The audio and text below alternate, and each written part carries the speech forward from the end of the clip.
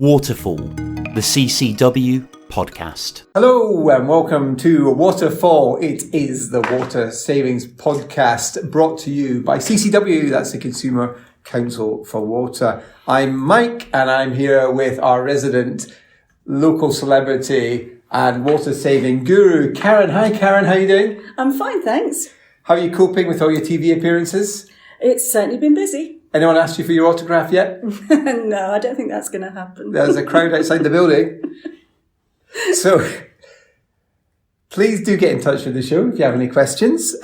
We have a email address. It's podcast@ccwater.org.uk. We would love to hear your questions, comments, or any feedback on the show. Today's topic is one for you, Karen, today. I mean, this is going to be the quietest I've ever been because today is all about gardening. This is absolutely your thing. You have very green fingers and you absolutely love it. So why are we focusing on gardening, Karen? Well, I mean, if as expected, we're going to see more of these hot, dry summers, the gardeners amongst us are going to have to adapt. And the best thing we can really do is plan for the worst weather conditions and hope for the best. So hopefully this podcast will give people some practical tips to try in their own garden. Fantastic. And these tips are all things that are very easy to do, low cost ways, in fact, no cost ways in some cases to help save water. Yes, I mean, there are some things where you might need to make a little bit of investment, but then that will come back and really provide some long-term benefits. And so, you know, really some important and quite significant things that you can do. So I think I've got the first tip here, and it's something that actually out of the gardening tips is something that actually I do, which is invest in a waterbutt or even two. These work really well, and I've got a waterbutt, and even though it's been dry for a long time, my waterbutt is still half full, and I have been using it. So these are brilliant. I've got, I think, a 250 litres waterbutt, but they do come in all shapes and sizes. So, you know, if you don't have a big garden or enough space to put the waterbutt in a convenient location, then you can find a waterbutt and tailor it to fit your needs. Now, the advantage with waterbutts is clearly they capture the water when it's raining, and then you can use it at times when it's dry. And like we're seeing right now. Now, the advantage with a waterbutt is that plants prefer rainwater than tap water. And that, Karen, you taught me this fact, and I was amazed at this, but then it's like so logical. You know, tap water is clean to exceptionally high standards, it's got chlorine in it to kill the bugs. Well, that's not what the plants want. Yeah. They prefer to rainwater. No, absolutely. And the good thing is you can attach a waterbutt to your shed roof or the downpipe from the roof of your house. So you can really make maximum use of the water that's falling on your property. No, that's fantastic. And you might save a little bit of money if you're in a water meter as well. And that's an added benefit. Yeah, always good to save some money. So that was our first tip. Be sure to head back through the archives and check out all the past episodes of Waterfall. So the next tip would be, in the early spring, to put a layer of mulch across your flower beds so that can not only suppress the weeds, but it will also keep the moisture in the ground. And that's a really good sort of start to the year, particularly if it's going to be a long, hot, dry summer. So can we just tell me what mulch is? Well, you can use all kinds of things. You can use compost if you're making your own compost. You can use bark chips. You can buy all those sorts of things from the local garden centre. Mm. And they just create a really thick layer above the soil, which acts as a barrier. Right. So that helps me because the bark chips, that's what we would use in our garden. I just don't use the word mulch very much, and for some reason it's amusing me. So my next door neighbour did this next thing: take part in No Mow May, leaving a grassy area to go au natural. And it helps ensure pollinators have access to wildflowers, which will help them thrive. And leaving that grass longer in times of drought will also help it recover more quickly when it does get some rain. And I have really noticed this during this dry spell, that actually not much rain can really help a lawn recover quite quickly. Yes, I mean, it will bounce back very quickly once we do start to see some rain. It can be sometimes a little bit concerning when it's all brown and looking to be all dried up, but, lawns bounce back. The other nice thing about No Mow May is that it does encourage wildflowers into your garden, and that's got to be a good thing. Yeah, I heard that bees are making a comeback this year. So whilst lots of other species are struggling, bees are absolutely loving it. So anything we can do to encourage pollinators, the better. But can we just confirm that we don't have to do No Mow May in May? You can do that other months too, right? Well, mine's extending through the summer, I have to say. Yeah, mine. I mowed it in May, but I actually didn't mow in June. Just doesn't have the same alliterative purposes. No Mow May. Good tip there. What's next? If you do have a hosepipe restriction come into force where you live, it's obviously important that we all play our part and don't use a hosepipe or a sprinkler until the restrictions are lifted. Using a watering can to water your plants is still allowed, and it's often a more efficient way of targeting the roots of the plant where the water will do most good.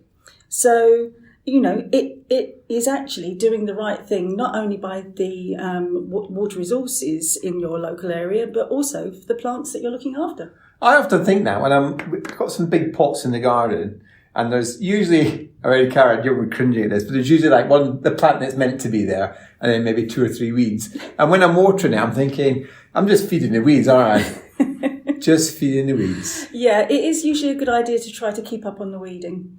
Yeah. Let's just not talk about my strange gardening habits.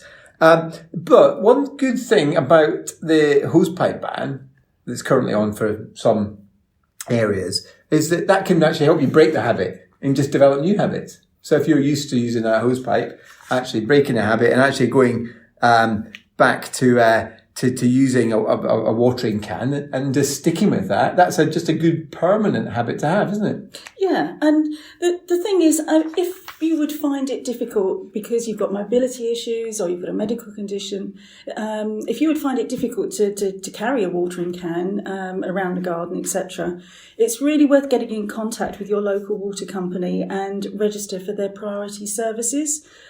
This is a register that you can sign up to, and it allows people certain exemptions from the restrictions. So, it's really worth considering it because there are other added benefits as well. So this is people like blue badge holders, for example? Yes. Okay, that is good to know. And we always want to encourage people to sign up to water companies' priority services registers to get extra help that is available. And do you know what? The help's available. We just really want people to take up that help. So please don't hold back. CCW, passionate about championing the best interests of everyone who uses water, now and in the future. The next tip that I think is a really good one to think about is looking for ways to collect water indoors and to reuse it, on the garden or on your plants indoors. So if you use a washing up bowl in the kitchen sink, you can collect water when you're waiting for it to hot up or cool down. You'll be amazed how much you accumulate. And then you can use that to water your plants. Likewise, if it takes a while for your shower to get to your ideal temperature, if you keep a bucket in the bath, you can fill that with the first lot of water that comes through and use that on the garden as well. Now, these are great tips. And do you know what? Sometimes when you go through lists of tips, I'm sure some people listening go, do people actually do that? Do they really? But do you know what? Both these ones, people in the last few days have said to me, they do this. So I was getting my hair cut on Friday. How's it look? Very smart. Yeah.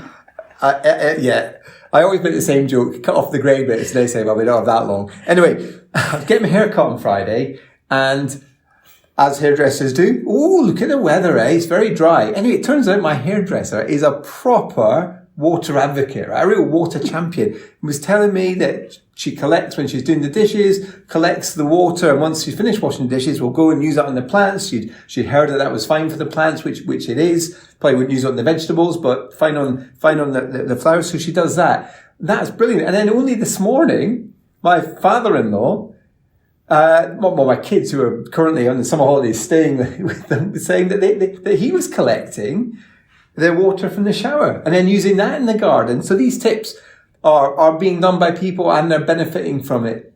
Yeah, it's like anything. Once you get into a little bit of a routine with it, it just becomes second nature.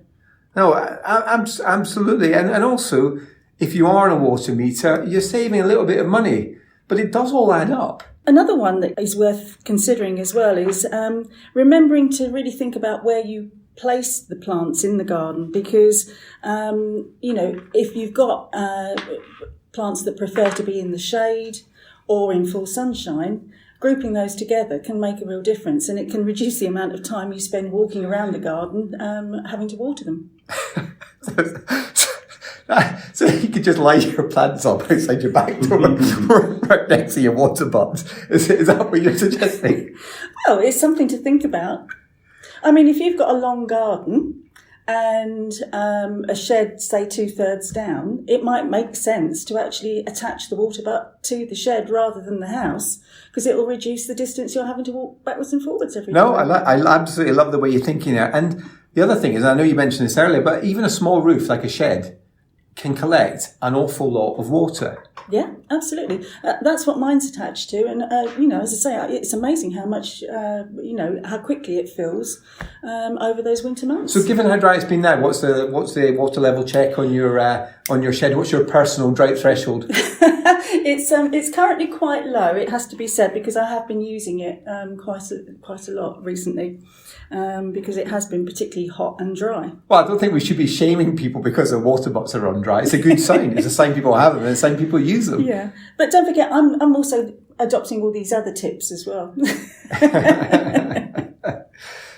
So our final tip here is actually a personal one, isn't it? It's about looking after yourself and keeping yourself hydrated, because when it's hot and you're out in the garden and you're doing work in the garden, you can get quite thirsty. Don't forget to drink a lot of water yourself. Keep yourself properly topped up too, because that is important. But I think something we really want to add here is, when we're talking about keeping yourself hydrated, it's not from your water butt. No. Or your kitchen sink dirty dishwasher water. No. This is the one time where it's always good to drink straight from the tap. I'd drink to that. Well, thanks everybody for listening. I hope you've taken away some good ideas that you'll feel able to try at home.